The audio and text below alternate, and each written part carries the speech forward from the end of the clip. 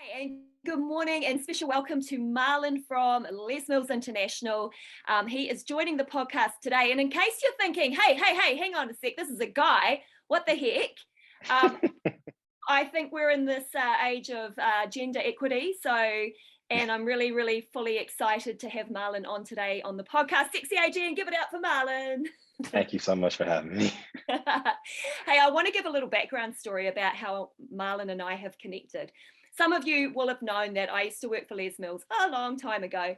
And Marlon now works for Les Mills International. He's one of their key presenters on the instructor videos that go out there into the world. So instructors know how they should be teaching a class. They look at Marlon as, you know, he is the bee's knees and I'm going to teach just like him. There's lots of other rock stars in the team as well, but he is one of the key ones out there. I've seen your face on a few posters and stuff as well, bit of marketing out there in the world, Marlon. And how we connected is through one of my Les Mills instructor friends based in Malaysia, Zatasha. Actually, she's Princess Zatasha, like legit princess. She teaches a Les Mills program, and she tagged me on your Instagram post, Marlon, where you were talking about as a male trainer training women who are going through menopause. And Yes. so anybody that knows about sexy aging, that I do kind of bring up that topic a bit. So I want to just dial back and just get to know you a little bit, Marlon.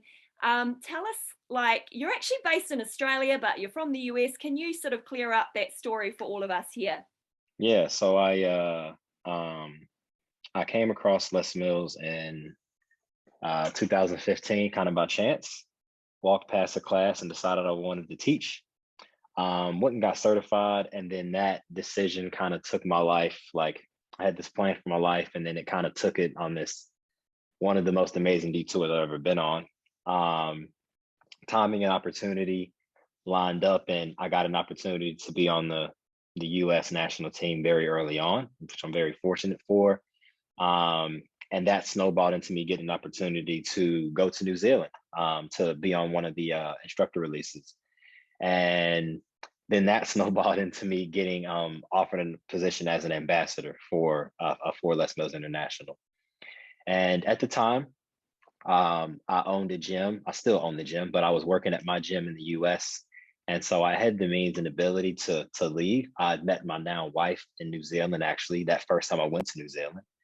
Uh, and I came to visit Australia in May 2018. And as soon as I landed back in Augusta, Georgia, I said I wanted to move. So I wanted to move to Australia. And she was all for it. She was extremely supportive and helped me so much in doing that, and moved here in July 2018. So after probably the most hectic 2.5 months of my life, I got my life situated, got it in as many bags as I could, came to Australia. And so I've been here for almost 4 years now, living in Australia, still work for Les Mills International. And I also study, teach, and work at University of Sydney. Oh, that's amazing. Okay, so you're based in Sydney right now. Yes, correct. Okay, and so what do you do at the university? I'm feeling that you're probably teaching some classes and you're doing some personal training. Would that be right? No, actually, Oh, so I do teach classes, but I tutor psychology, um, and I'm researching social psych and neuroscience, and I work as a researcher as well. So I research. I'm doing finishing. I submit my master's thesis in about 3 months now, and then I start my PhD in October, and I also tutor psych students, second and third year psych students. oh, that's amazing. And congratulations. That's a lot of hard work. And well, Thank you've you. got quite a few more years ahead of you, I can imagine. But if Yes. it's something that you're passionate about and you know in the long run that it helps people, it just keeps propelling you forward, right? Yeah, for sure. Yeah. Okay, so let's talk about that Instagram post because I Yeah. think this is such a hot topic. Hmm. Um, Maybe it's a hot topic because I went down the whole rabbit hole as a fitness trainer. So anyone that's listened to a previous podcast episode knows that probably about age 46, 47, I started to experience some really bizarre things going on with my body, my mind, and I work in the fitness industry. So no one had ever spoken to me about what it could have been, which was perimenopause. I had never heard of the word, and I was wondering why I wasn't able to get the same sort of level of results, but probably more so, I felt so exhausted, like that level of fatigue where you feel like you've run a marathon every day. And so wanting to get up and do another HIIT workout or do another spin class or do another, go and join another workout of someone else's, it just was off the agenda. And that was really upsetting. I think a lot of women probably experience this. You put out an Instagram post where you really broke down, as a fitness ambassador or fitness expert, the challenges with women and the conversations that you've had. Do you want to share a little bit of insights with that particular conversation that you've had with people in the past? Yeah, for sure. So fitness was probably my fitness is definitely my first love. After I graduated, once I graduated college or university or undergrad, I shortly thereafter went into the military and did a master fitness trainer course in the military, started personal training right before I went into the military. And so this was about 2011, 2012. And I got a master's in exercise physiology in 2014. This was right around the time I was training my first two clients I ever experienced this with. They were two sisters, actually, coincidentally. And so I had been training these women for, I would probably say, almost 3 years, up to the point like this started happening. And they had been super consistent. I trained them 5 days a week. They wanted any and everything they could possibly do. Anything I told them, it was like, yep, absolutely. We went on this incredible, the mental and physical, spiritual transformation you go to as you personal train. The mental toughness you create, the resilience. And so I watched them both become these brand new people who were just ready to take on anything. We went from not being able to jump over a PVC pipe to box jumps. I watched them do all of that. So it was this really special bond between us three. And 2016, my gym had just opened. And all of a sudden, one of the sisters, Barbara, it just stopped working. And she began to get frustrated. And I'm not a super restrictive person in terms of calories. I like to work people really hard, give them a lot of food, a lot of energy. So so they can. I would rather you work hard than eat a little bit, right? So let's just work really hard. And we would pull cars, flip tires, like they would do any and everything. And all of a sudden, she's like, "Oh, like I gained 5 pounds last month." And I was like, "Oh my goodness, are you serious?" So I'm like, "Well, talk to me about it. Like, what's going on?" And I'm not accusatory at all. Like, I'm not a finger. I don't like to finger wag. I'm not. Well, you must be doing something wrong. So when she told me this and we talked about it, I'm like, okay, well, let's just stay the course. And weight fluctuates. It's not about the weight. Like, let's just, as long as we're still performing, long as still squatting, long as we're still able to perform, it's okay. She's like, yep, you're right. Boom, another month goes by, another 4 pounds. And she's like, I have no idea what's going on. I'm like, okay, what do you think it is? And she says, I don't know. She says, look, this is what I've been eating. I've been paying really close attention to my food. I told her, do not undereat, don't take anything away, just stay the course. She's like, I'm staying the course. I see her in the gym 5 days a week. So I'm like, I know she's doing the work in here. I'm like, I can't figure out what's going on. Hey, I just want to interrupt. This story now, what you're saying now, I hear this every day and it breaks my heart. Yeah. Like, I have seeing these people come into the gym, they're doing these workouts every day. They are the hardest workers in the room.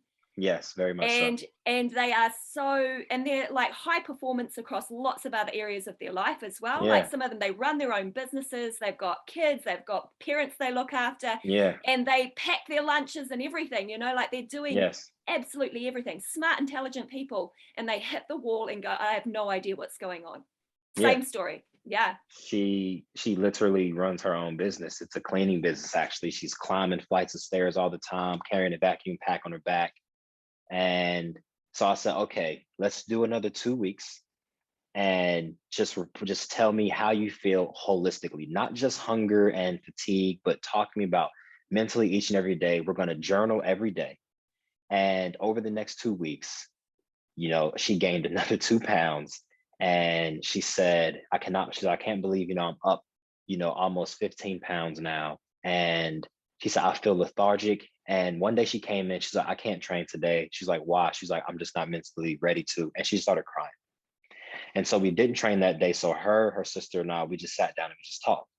And she said she was so apologetic. She was apologetic. She was like, I'm sorry, I don't know what's going on. And I said, Barbara, you have absolutely nothing to worry about. I've had clients who don't do the work. I've had clients who aren't telling the truth about what they're doing outside of the gym. I've had clients who skip on their workouts, or who actually can do 5 sets, but they only want to do 2. Like, I've had all of those. I've had your nightmare clients. I've had all of those.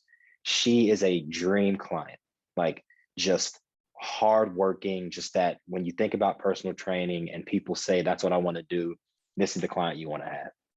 And so we talked that day, and I said, listen, let's take the week off, and we'll keep in touch throughout the week. So I go home, and I'm in every book I have. I'm in every lecture I've went to. I'm in every research paper I've read. I'm in every article I've looked at. I'm like, what is going on? And then finally I come across this article, and I typed, and I was like unexplained weight loss and Unexplained weight gain, right? I'm sorry. Yeah. Unexplained weight gain in extremely active client. Like, just like literally Googled that. I remember the day I did it. And I'm scrolling. And what's weird is I got to like the 2nd or 3rd page of Google, and I saw this article, and I was like, oh, menopause. And at this time, I'm 26, 27 years old. I was doing Les Mills, I was bodybuilding, powerlifting. I'm like, menopause. I know I've heard about that on TV before. Like, okay, cool. Dude. So when I was personal training, also at the same age, I personal trained from age 21 through to about 30, and I had the same clients the whole time. So that my story is literally the same. Yeah. I had women that were training with me, 40s, mid 40s, and older, and they trained with me the whole time. And a lot of them never lost weight, but they came because they're like, oh, I want to be strong and I need to be healthy. Right. Not once in the whole 9 years did the word menopause ever come up. Yeah. Right? Not once. But we're talking like 20 something years ago now as well, right. Because I'm like, I'd never heard of the word, didn't remember speaking to my mum about it. These Yeah. women that I was training, they never heard of it either. Nobody knew what it was. And now you're talking about 3 pages into Google. Yeah. It's still 3 pages deep that as personal trainers, we need to find this stuff out for ourselves. Yeah. Crazy, right? It's well, to look back and think about it, it's insane. And so I look at this article, and I immediately go to the references, the sources, and I just start opening up all these articles on menopause. Like, and so I think I have like 20 tabs open, and I'm reading for hours one day and one night. And I come back the next day, I've said, hey, Barbara, can you and Linda come in? I want to talk to you all. And I'm like, Barbara, I think, and at this time she was between 45 and 50. Both of them were, I think one was 45, one was 44. And I said, Barbara, do you think this is menopause? And she said, what? And I'm like, yeah. I'm like, when's the last time you've gone to your GP, you've gone to your OBGYN? Like, have you considered this a possibility? And she's like, you know what? I literally have not even thought about that. I'm like, okay, you should book in to go see a specialist immediately. Next week she comes back. She's like, oh my God, I'm perimenopausal. And a part of me is like, oh, okay. I'm like, okay, there's an explanation. But then I'm like, okay, this comes with an entirely new set of challenges. And so her and I sit down and we talk. And so she talks to me about what her doctor told her. And pretty much I took it as my role. I was like, okay, listen, so long as you were mentally, physically okay to come in, let's come in and train, but let's make a promise to each other that it's just going to be about you being in the gym instead of being somewhere else, rather than it being about how much you're doing of this, how long you're on the treadmill for this, how much you weigh this day, how much you weigh that day. Let's just make it about you being in here, and it'll just be about our relationship. And she's like, okay, I can do that. And we did that. We did that for a solid 6 months. And her weight fluctuated so much. Her mood fluctuated. Some days she came in and she was like, I'm just not with it today. I'm like, that's fine. Some months we went down 3 sessions a month. 3 sessions a week. I'm like, it's perfectly okay. She was still working. She'd be moody sometimes. But that first 6 months was just, it was an absolute roller coaster. Like, it was a roller coaster. And then even next year, like, that 6 months really helped. It brought us so much closer together, because and I never will know what it's like to go through menopause, of course. And this is what that video is about. We were having a talk about nutrition, actually. It was about a 90-minute discussion, but there was this really good chunk that we started talking about menopause. And one of the points I stressed in there is, it's really important for me to understand and to acknowledge the fact that I have no idea what this is like, and that it's going to be different for every single woman. But I'm willing to get in the ring with you, and I'm willing to stay there with you, and I'm not going to shun you as a bad client, or, well, what's the point? We're just gonna continue to work on ourselves mentally, physically, spiritually. And that was amazing. About 12 months in, the same thing starts happening to her sister. But the good thing is, it was probably like a month, 6 weeks in, she's like, I don't know what's going on. I'm like, we've learned from this. I'm like, let's go see someone. Just because she was 46 at the time. And I'm like, listen, your sister is going through the same period. Let's just see. Lo and behold, yep. So pretty much the exact same thing. And I continued to train them for 2 more years before I left for Australia. And by the time I'd left, they were still going through this, of course. But for me, it really changed. It made me so much more. I like to think of myself as a very empathetic, although I can be quite, hard charging, a very empathetic trainer. But it really tuned me into how much more training is than just physical output, and how much it means to people, particularly women who are aging, particularly perimenopausal women, to be able to come in and do that and not just feel like, well, everything I've done has just been taken away from me. And all this hard work I've put in, she was so defeated that first, probably like 2 to 4 months before we really knew what was going on. You watch somebody work for years to get to a point, and then in a matter of months, all of a sudden it's just being taken away, and my appetite's not right, and my mood's not right, and I'm oversleeping, or I'm not sleeping enough, and I'm hot at night, and I can't figure out what's going on. I can't regulate my body temperature, and just all these things happening at one time. It was just like a Mack truck. It's like a freight train. Marlon, what was the most surprising symptom or symptoms that you did learn about as you were consulting Dr. Google? What was the thing that kind of made you go, whoa, did not realize that? The biggest thing was the mood shifts and the impact that has on things like fatigue and adherence. Mm-hmm. So how she went from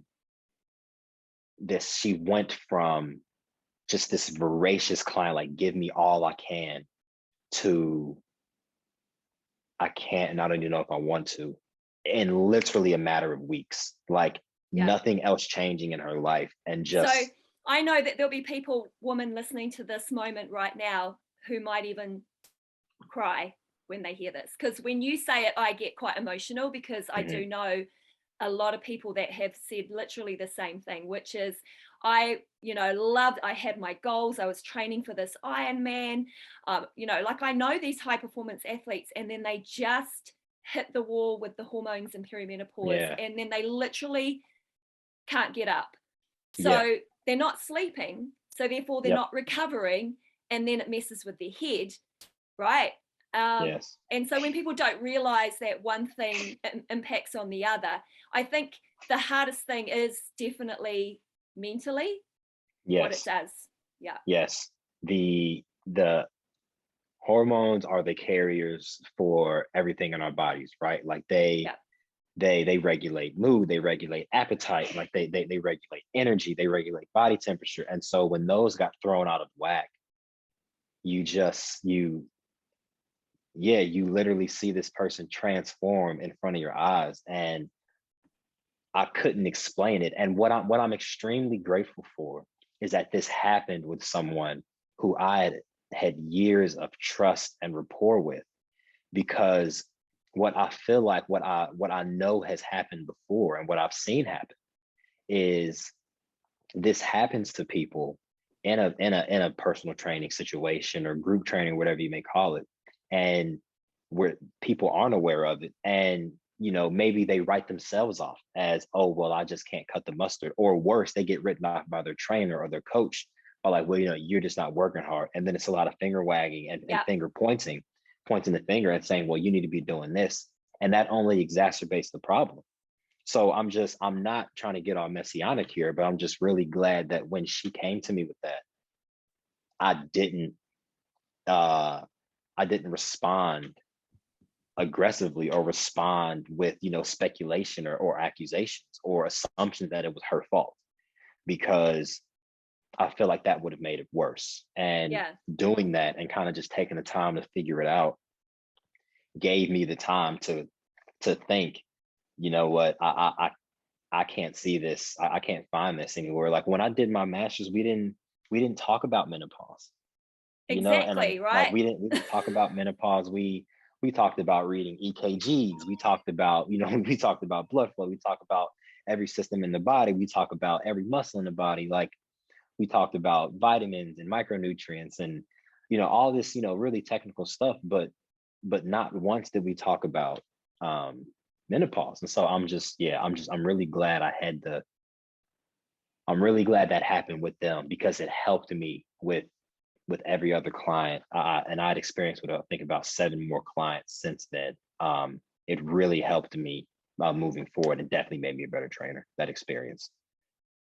Well, Marlon, that is so amazing. And first up, I want to say congratulations. If I was going to give a Trainer of the Decade award, I would give it to you.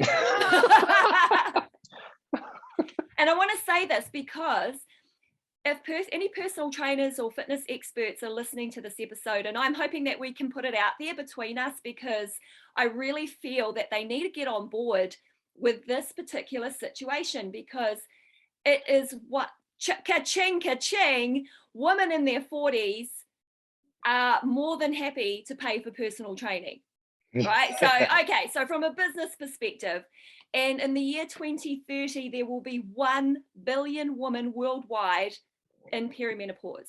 Now, that's a Amazing. massive opportunity. So if you're in fitness, there's actually an incredible opportunity right here. The other part to it is pay attention to what's in front of you. Like, we both teach group classes, right? So sometimes the way you coach or the way you word the experience is really important to the people in front of you. So, for example, we talk about go hard or go home, or some of those type of things that we might use if we're teaching to a younger audience.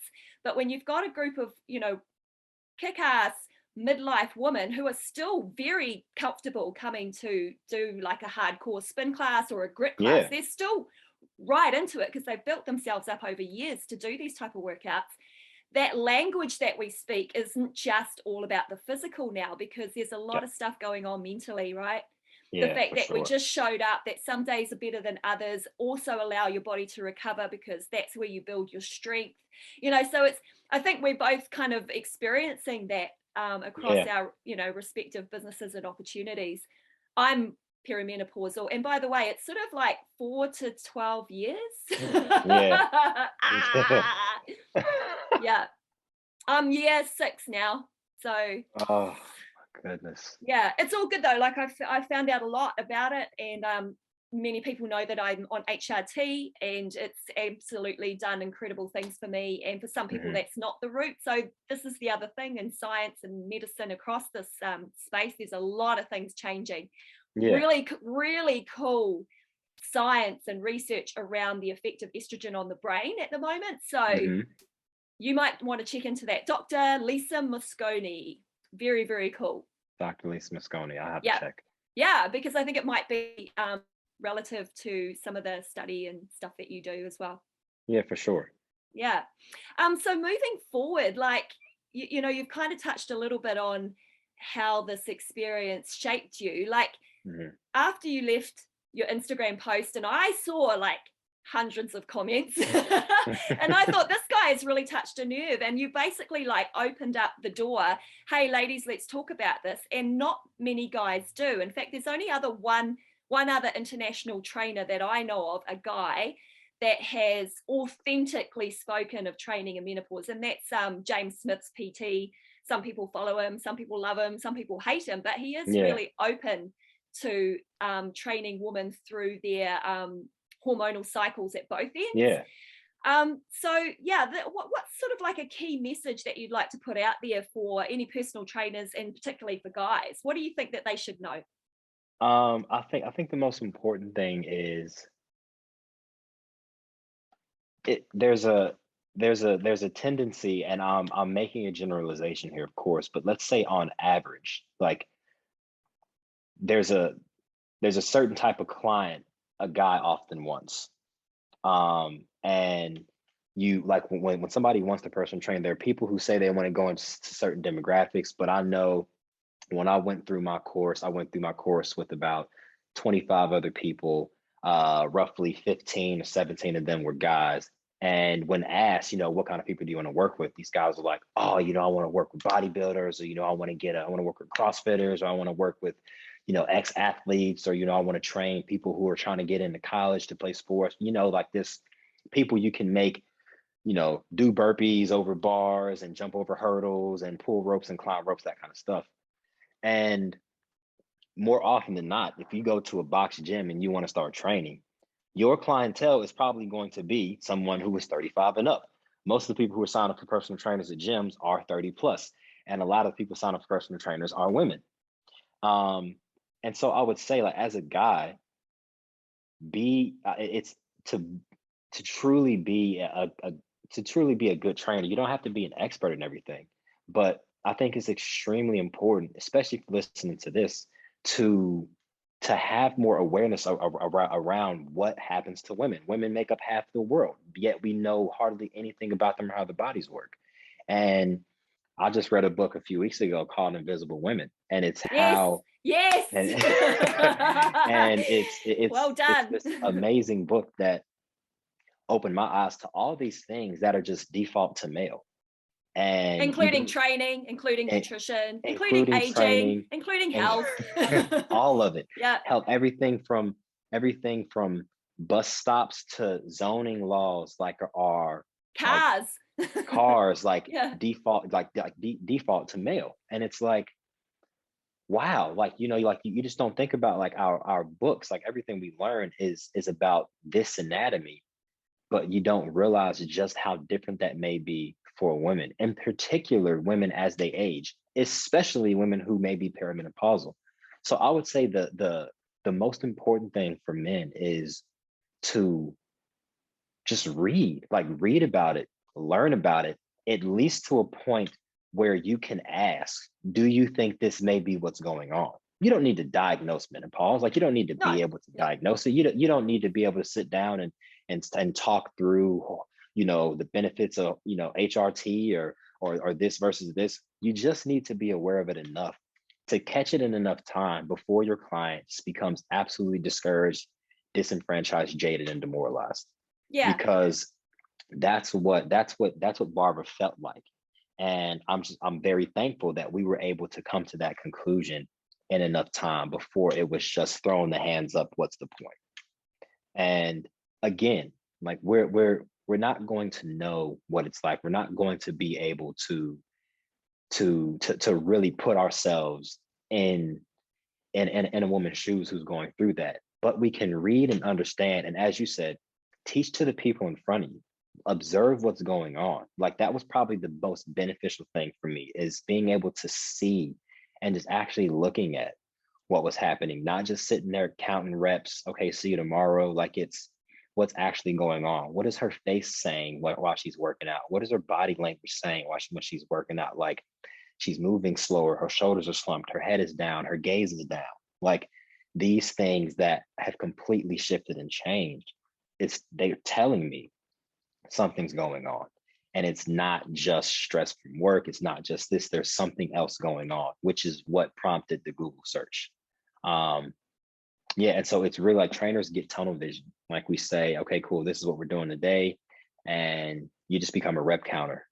But it's so important to just lift your gaze and look at your clients. Okay, like what is going on, especially if something's not right, or somebody's gaining weight, or they're feeling lethargic, or they're all of a sudden they don't feel like coming, like talking to them about that kind of stuff and understanding that, hey, maybe training might have to stop for a little while. Like maybe like it's Yeah. going to be different for every single person. Like Barbara wanted to keep coming.